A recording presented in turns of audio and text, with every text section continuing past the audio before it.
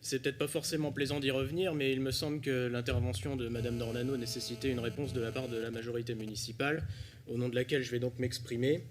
Au-delà de ça, je peux préciser quand même que je m'associe complètement aux propos de Monsieur Noblecourt quand il a donc répondu à Madame Dornano. Et c'est rassurant quant à la capacité finalement de la famille progressiste au sens large du terme à se mobiliser contre les discours d'extrême droite. Madame Dornano, vous avez pu constater que je suis avec un intérêt certain vos interventions ici à la métropole où vous êtes d'ailleurs secondé par votre collègue chirolois, Monsieur Joly, qui vous surpasse régulièrement dans l'outrage et l'indigence, c'est dire la performance. Car en effet, le Front National reste un parti dangereux pour notre République et notre démocratie et n'est pas un mouvement politique banal ou normalisé, comme on cherche à nous le faire croire dans les médias. Votre présence ici, finalement, est utile, car à chaque fois que vous prenez la parole, le voile se déchire.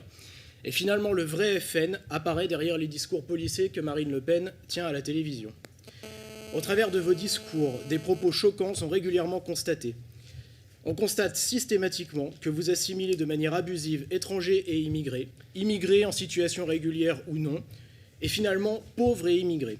C'est finalement un fil conducteur de vos analyses à chaque fois que vous prenez la parole sur l'action sociale. À vous entendre, on a l'impression que les pauvres dans notre pays sont systématiquement des immigrés qu'il faudrait stigmatiser et montrer du doigt. Pourtant, la pauvreté, contrairement à ce que vous semblez penser, elle n'a pas de carte d'identité. Il y a des gens qui sont parfaitement français, il y a des immigrés qui sont en situation parfaitement légale et qui sont dans une situation de pauvreté, eu égard à un modèle de société qui leur est imposé et qu'ils n'ont pas choisi. Madame, vous serez sans doute ravie d'apprendre que je suis un descendant de demandeurs d'asile. C'est pourquoi, à chaque fois que vous prenez la parole, je suis personnellement profondément heurté par vos propos. La patrie républicaine des Français est terre d'asile.